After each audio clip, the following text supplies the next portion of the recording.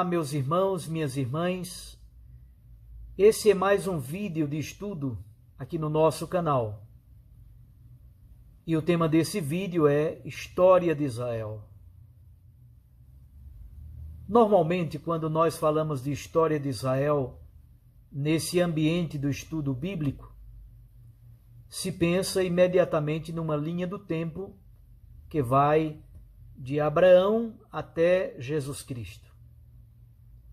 Você pode acompanhar, por exemplo, na sua tela. Aí está um exemplo clássico desta linha do tempo. Por essa perspectiva, que é uma perspectiva tradicional, nós temos então as seguintes etapas da história de Israel. Primeiro, o período dos patriarcas, que vai mais ou menos do século 20 ao século 17 a.C. Depois, o período em que Israel permaneceu no Egito, na escravidão, mais ou menos do ano 1680 ao ano 1250 a.C. E aí, pelo ano 1250, teria acontecido o Êxodo. A caminhada pelo deserto, a entrada na terra, e aí começa o chamado período dos juízes ou período tribal, que iria mais ou menos do ano 1220 até o ano 1030. Um período do Reino Unido, de 1030 até 931 a.C., com o governo do primeiro rei, Saul, depois Davi e, por último, Salomão.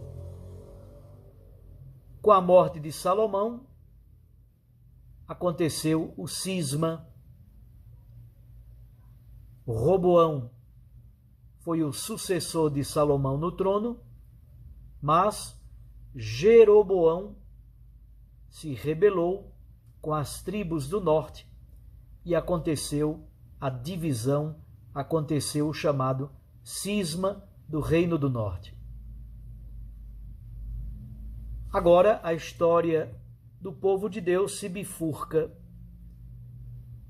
O Reino do Norte, chamado de Israel, depois de caminhar um pouco em várias cidades, o Reino do Norte se estabeleceu numa cidade chamada Samaria. E vai do ano 931 até o ano 721 a.C., com o chamado exílio assírio. O Império Assírio destrói Samaria, destrói o Reino do Norte. Assim, o Reino do Norte teria durado mais ou menos 210 anos.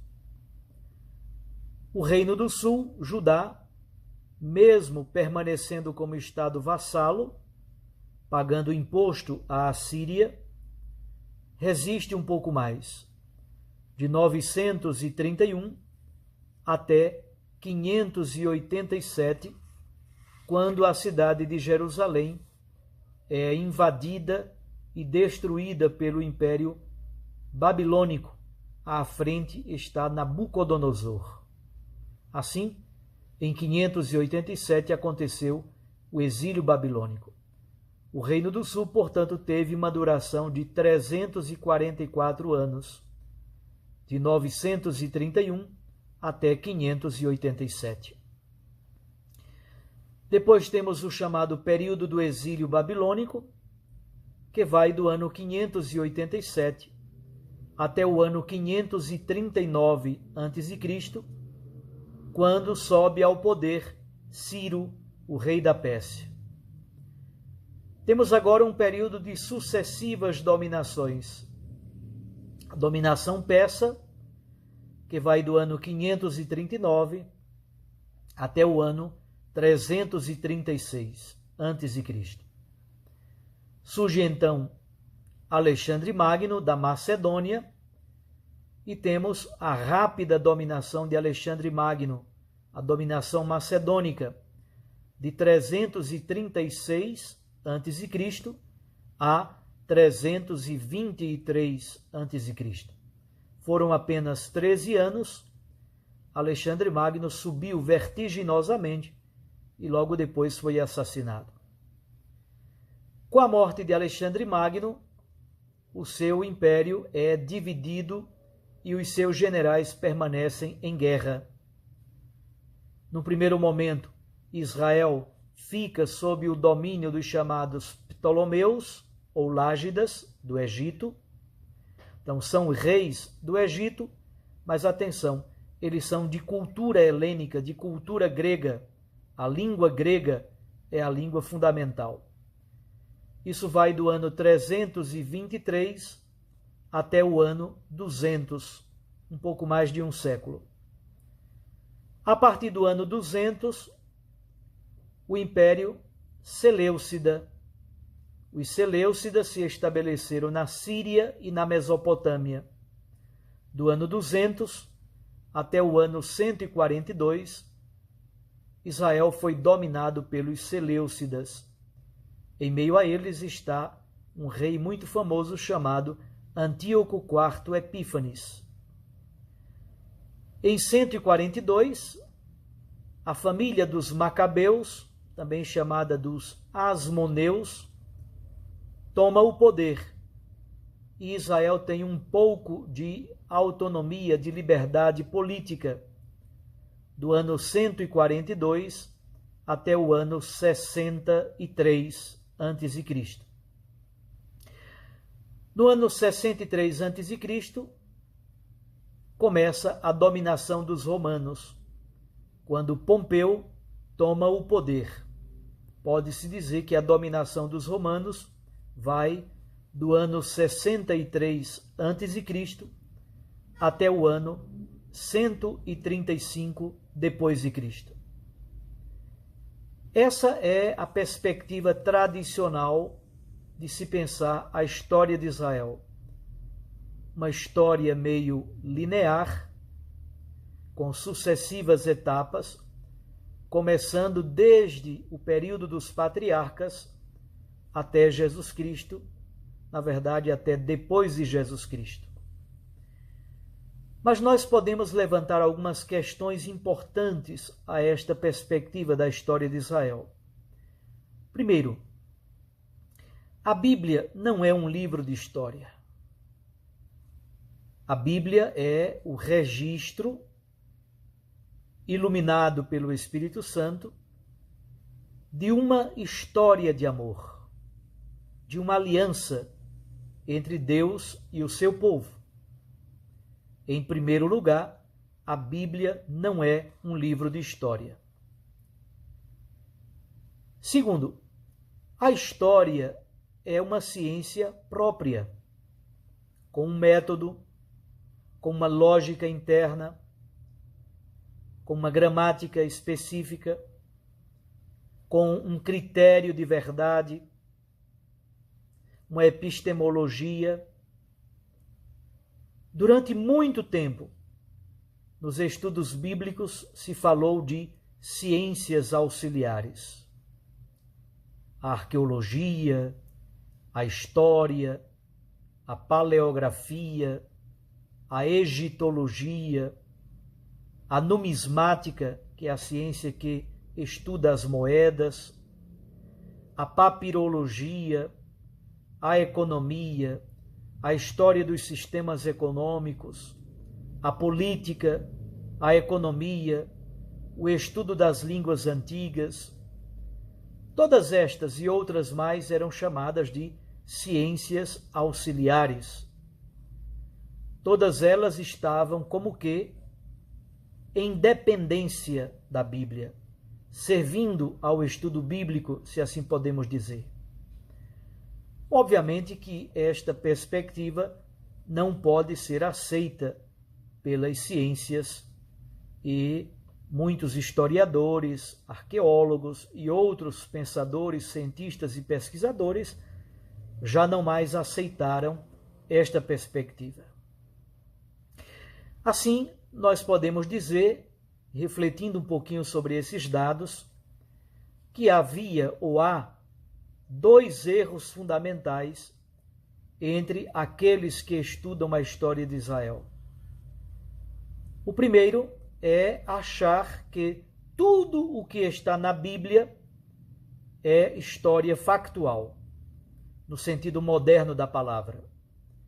Assim, alguns querem estudar a história de Israel a partir da Bíblia, como se a história de Israel fosse uma espécie de paráfrase, uma cópia mal feita da Bíblia, ou como se a Bíblia fosse um hipertexto da história de Israel. Basta clicar num texto da Bíblia e aí se abre o mapa da história de Israel. Nenhuma coisa nem outra pode ser aceita como verdade. O outro erro é exatamente o oposto. O erro oposto é como se na Bíblia não houvesse nenhum elemento de história, como se nenhum fato narrado na Bíblia tivesse, ao menos, plausibilidade histórica, fosse razoável pensar como um fato histórico. Como se pode ver, há uma corrente que pensa que tudo é histórico, há outra corrente que pensa que nada é histórico. É muito importante, então, levar em conta três aspectos sobre o critério de verdade. Primeiro, há uma verdade para a história como um evento que pode ser comprovado de modo histórico-factual. Isto é, um fato que pode ser comprovado por meio de artefatos arqueológicos, de descobertas paleográficas ou a partir de outras ciências importantes. Então, este fato está comprovado por meio de provas cabais, comprovado de modo histórico-factual. A história também trabalha com outro critério de verdade. É o que nós chamamos verdade como evento verossímil. Isto é, algo que é possível, algo que é provável, algo que é plausível, exatamente porque não fere em nada a verdade. Então, esse fato pode ser verdadeiro porque em nada contraria a verdade.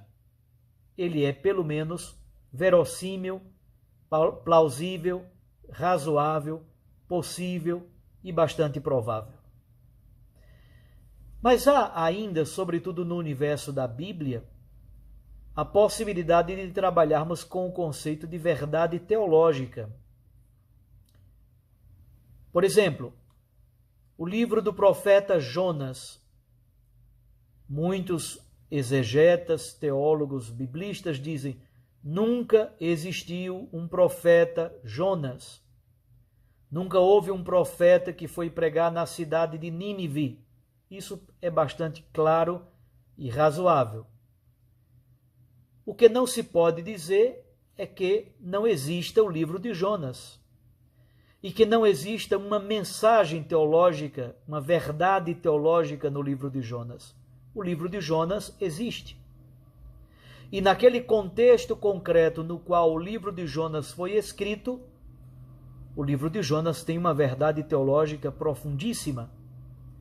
Embora não tenha havido um profeta Jonas que entrou no ventre da baleia, que fugiu para um lado e depois foi pregar em Nínive.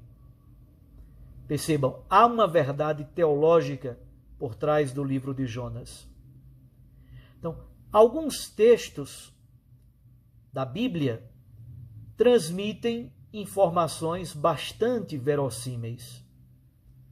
Outras, às vezes do ponto de vista histórico, não dizem algo muito relevante sobre o período sobre o qual falam, mas são palavras e textos que dizem muitas verdades sobre o período no qual são escritas. Isso é muito interessante. Às vezes o texto está falando sobre Abraão. É um texto do pós-exílio. Pode até não estar dizendo muito sobre o período de Abraão, mas pode estar dizendo muito sobre o período do pós-exílio, quando o texto foi escrito. Isso é muito importante. Então, esse ciclo de Abraão, por exemplo, que está no livro do Gênesis, pode ser comprovado de modo histórico-factual pela ciência da história? Não. Abraão e Sara, temos alguma prova histórica, arqueológica, paleográfica da existência de Abraão e Sara? Não. Dá então para começar uma narrativa da história de Israel, utilizando o método e o critério de verdade desta ciência chamada história, com a narrativa do ciclo de Abraão? Não. Isso é claro hoje para a história de Israel. Mas a outra pergunta é: a história de Abraão e Sara é verossímil? É razoável pensar que houve famílias de pastores seminômades andando em transumância e transmigração pelo crescente fértil? Então, do ponto de vista da história, a história de Abraão é verossímil? É.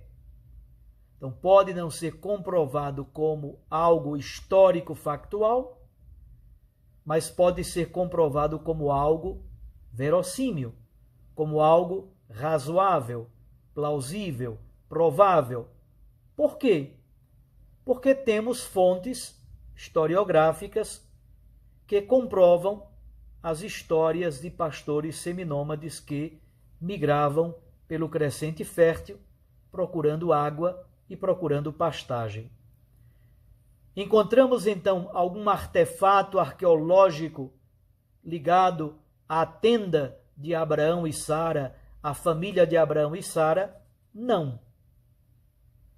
Mas uma terceira pergunta pode ser feita: o ciclo de Abraão tem alguma verdade teológica? Claro que tem, absolutamente sim. Além disso, a narrativa do ciclo de Abraão, como já falei, nos diz muito sobre o período em que ele chegou à sua redação final. Isto é, o período do pós-exílio. Então, às vezes, o texto bíblico fala mais do período em que foi escrito do que do período sobre o qual fala.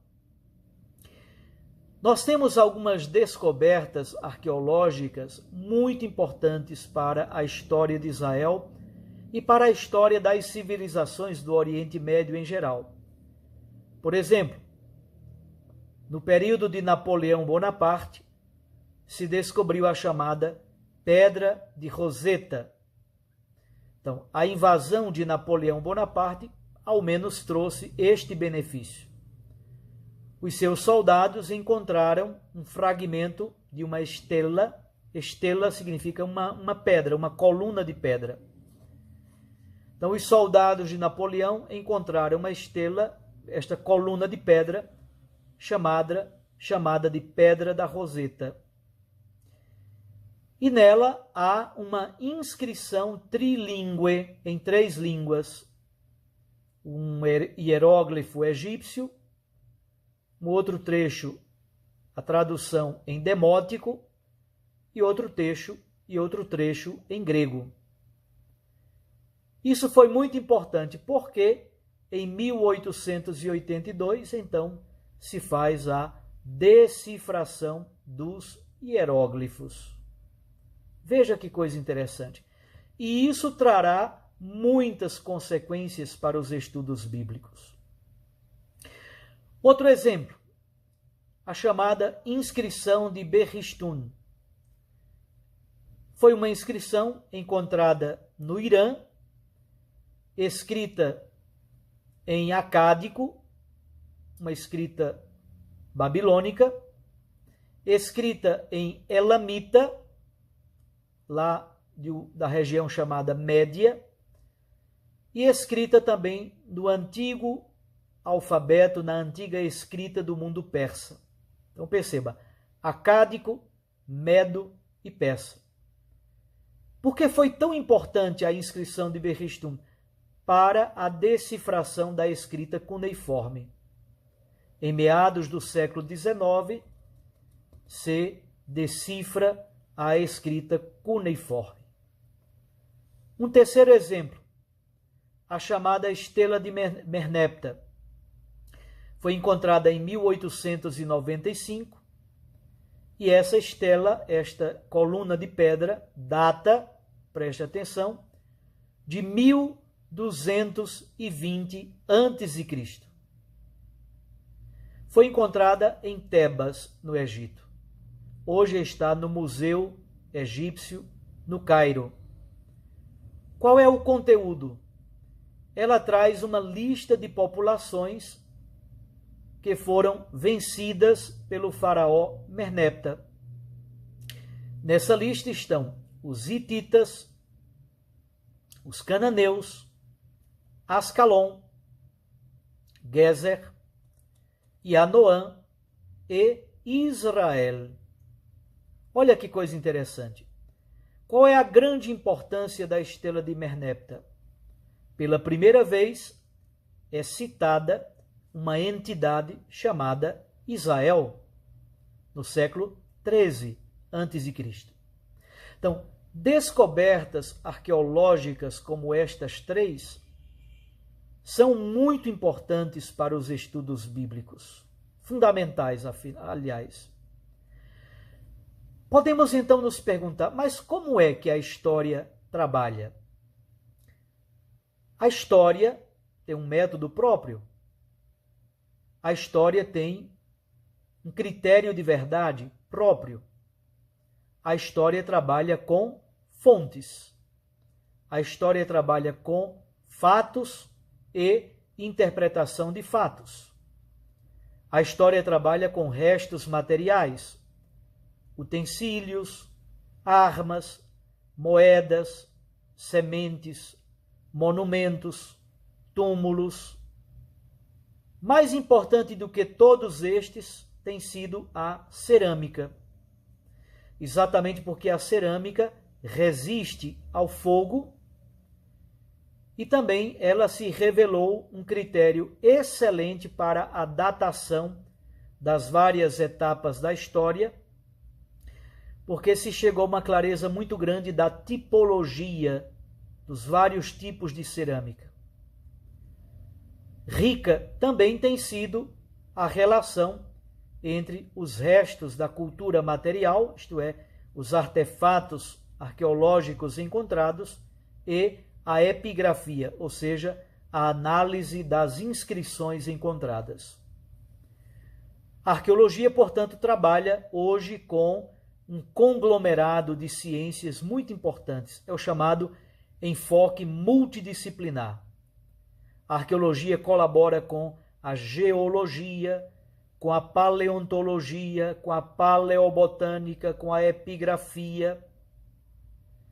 Ao envio de mostras das descobertas para laboratórios altamente informatizados, se utiliza muito a informática, o GPS, por exemplo, para a localização exata das escavações.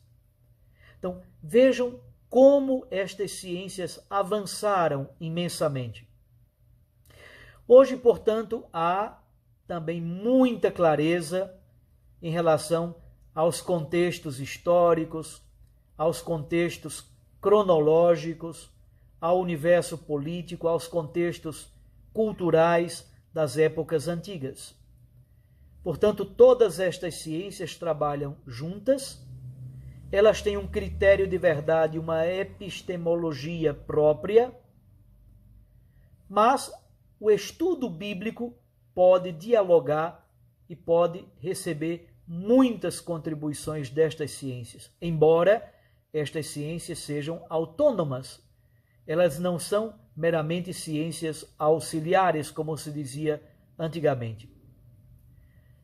Então, retornando à nossa reflexão, como nós podemos então catalogar mais ou menos as tendências que pesquisam a história de Israel nos dias de hoje? Vamos então olhar agora para 3 tendências desse universo da pesquisa sobre a história de Israel.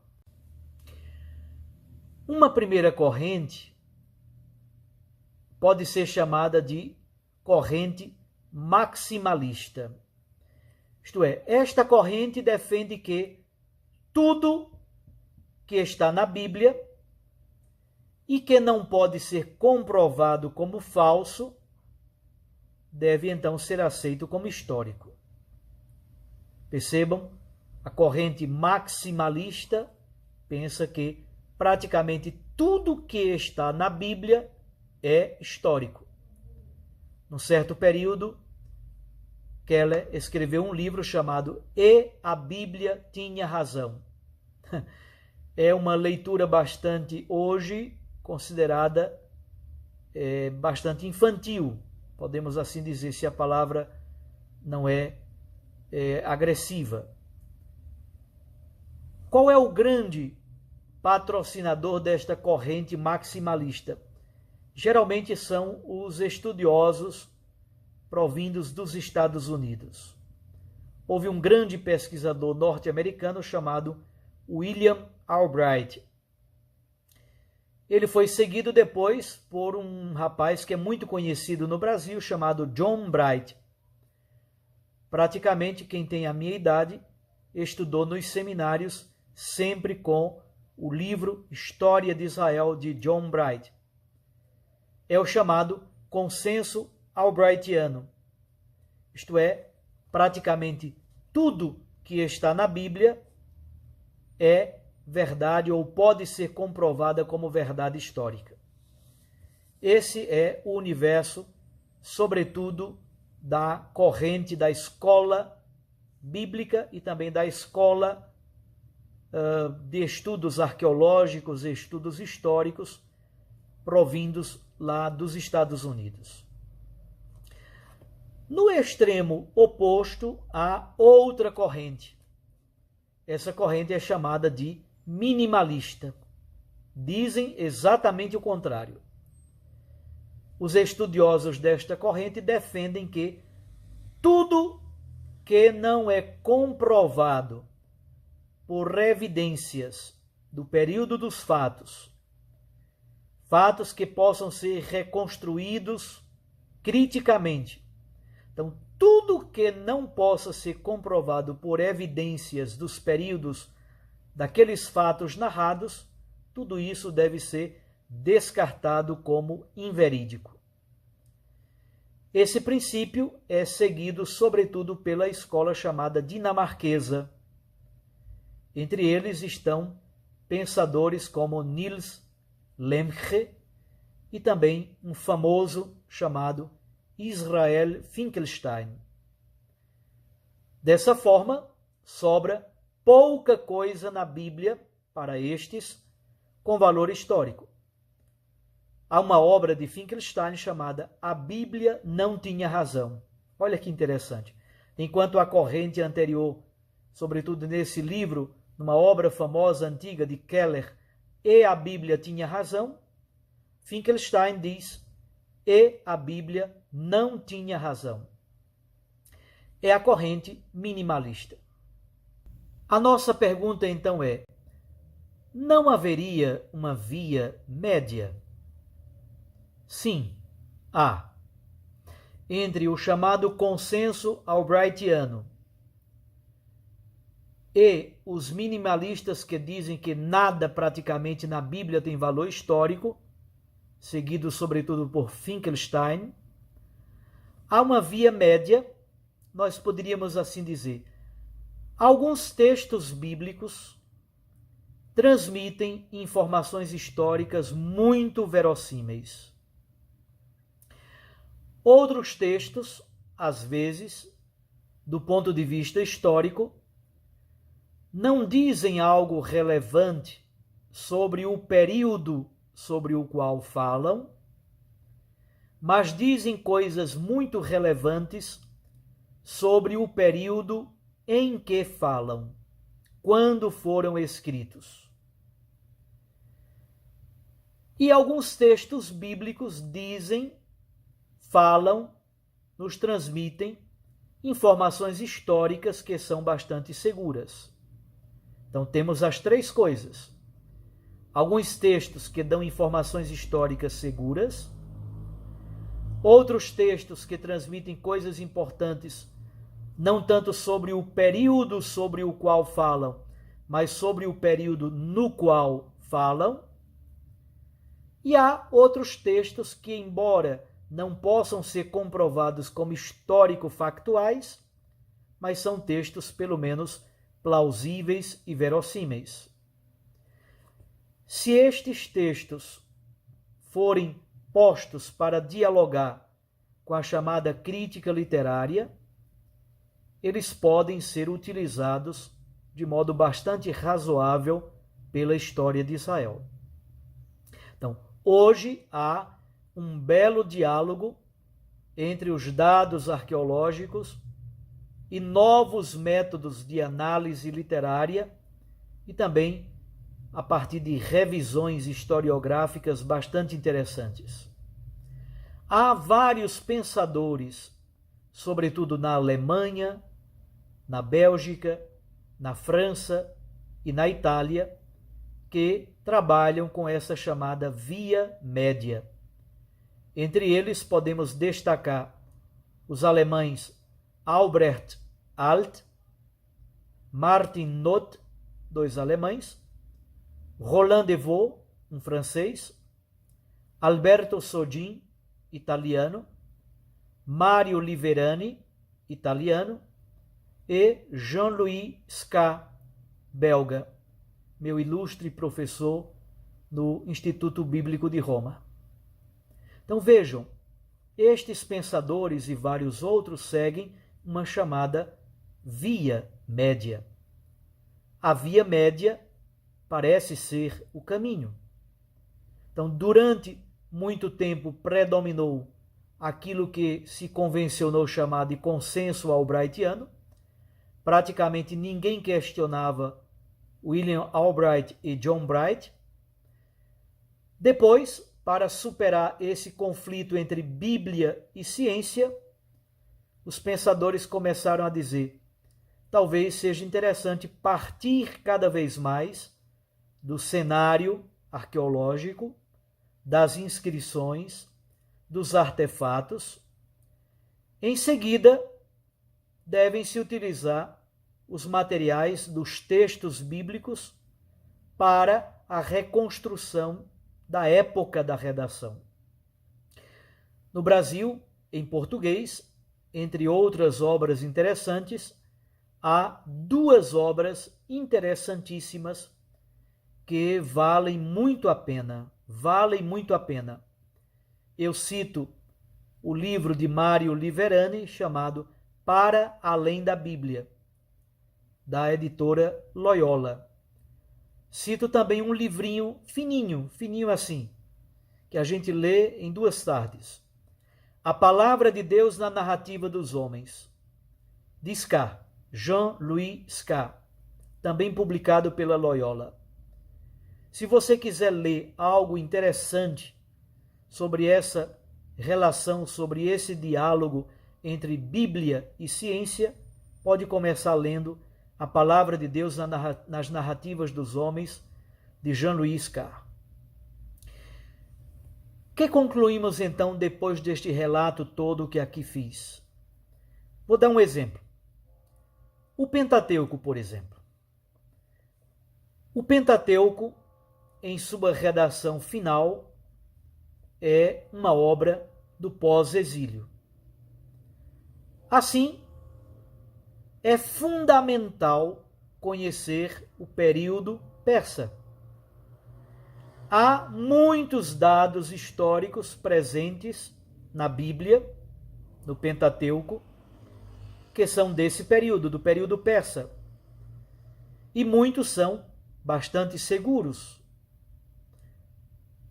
Depois, quando nós falamos do início da história de Israel, quando começar a estudar a história de Israel a partir da Bíblia? Ora, certamente vocês já devem estar pensando que não é razoável, não é sensato e talvez não seja producente começar a história de Israel lá pelo período dos patriarcas e vir de lá para cá. Eu estou falando do ponto de vista do método da história. O período dos patriarcas, o Êxodo, o caminho do deserto, a entrada na terra, todos estes textos têm muitas verdades teológicas e tem muitos dados que são verossímeis, mas a maioria deles não pode ser comprovado do ponto de vista histórico-factual. Então, das fases anteriores ao reinado de Davi, praticamente não há dados histórico-factuais confiáveis. Então, do ponto de vista histórico-factual, é razoável começar a partir do reinado de Davi. Embora possamos ir aos textos teológicos do ciclo de Abraão, de Isaac e de Jacó, encontrar neles fatos verossímeis, razoáveis, plausíveis, e encontrar também verdades teológicas fundamentais, e encontrar também coisas importantíssimas sobre o período da redação final do Pentateuco. Não tanto sobre o período de Abraão, mas sobre o período em que o Pentateuco chegou à sua redação final. Então, por outros dados da história e da arqueologia, especialmente do Egito e da Mesopotâmia, muitas coisas que estão presentes na Bíblia podem ser catalogadas, podem ser caracterizadas como coisas verossímeis. Isto é, não se sabe de certeza se foi assim, mas, por analogia, é muito provável que tenha sido assim. E não há elementos para se dizer que não foi assim. Vou concluir esse vídeo dando 2 exemplos para vocês. 2 exemplos provindos do Egito. Veja bem, há uma pintura do túmulo de Khnumhotep, em Beni Hassan, foi descoberta no século XIX. É esta pintura que está aí na sua tela. O que mostra essa pintura? Mostra a presença de asiáticos, semitas, no Egito, o que não prova claramente histórico-factual, de ponto de vista histórico-factual, não prova a escravidão narrada no Êxodo, mas torna pelo menos a presença de semitas, de asiáticos, de hebreus no Egito verossímil. Então, isto é, não é impossível e é até bastante provável. É razoável pensar que a narrativa do Êxodo tenha base histórica. Percebam então como trabalha a história de Israel na relação com a Bíblia Sagrada, ou como trabalham os biblistas na relação com a arqueologia e com a história. Então, esta pintura encontrada no túmulo de Khnumhotep nos diz que houve levas e levas de asiáticos, de semitas, que foram ao Egito. Então, é razoável pensar que aquilo que é narrado no início do livro do Êxodo tenha, ao menos, probabilidade histórica, seja, ao menos, verossímil do ponto de vista histórico. Outra pintura que foi encontrada no túmulo de Rekhmare, ministro do faraó Tutmoses III, do ano 1460 a.C. O que mostra essa pintura que você está vendo aí na sua tela do túmulo de Rekhmare? Mostra o processo de fabricação de tijolos no Egito. Ora, quando você analisa o início do livro do Êxodo com esta pintura encontrada no túmulo de Rekhmare, um ministro do imperador, do faraó Tutmoses III, essa pintura então nos diz: mesmo que isso não comprove histórico-factualmente aquilo que o livro do Êxodo diz, nós podemos fazer uma leitura de lá para cá. Podemos dizer que, além da verdade histórica verossímil, aquilo que está no livro do Êxodo não é histórico-factual, mas é verossímil, é plausível, é razoável, é provável que assim o seja. Além disso, os textos do livro do Êxodo têm uma verdade teológica impressionante. Certamente vocês entenderam o que eu quis dizer no vídeo de hoje. Eu não quis fazer uma linha do tempo da história de Israel, embora que, a partir de Davi, essa linha do tempo, conforme está no início, agora eu retomo a mesma linha do tempo lá do início, está aí na sua tela. Então, esta linha do tempo, especialmente a partir de Davi, é bastante segura. É bastante segura. Para trás, temos uma margem de segurança razoável, ao menos até o Êxodo. Em relação à datação propriamente dita, aquilo que está para trás do Êxodo, antes do Êxodo, não pode ser comprovado do ponto de vista arqueológico, não pode ser comprovado do ponto de vista histórico-factual, mas pode ser comprovado do ponto de vista teológico e também como verdade verossímil. Então vamos colocar na mente e no coração mais ou menos esta linha do tempo para nos ajudar a nos situarmos no grande mapa da história bíblica, olhando para estes fatos, estes eventos da história. Um abraço a você, bons estudos, fique com Deus.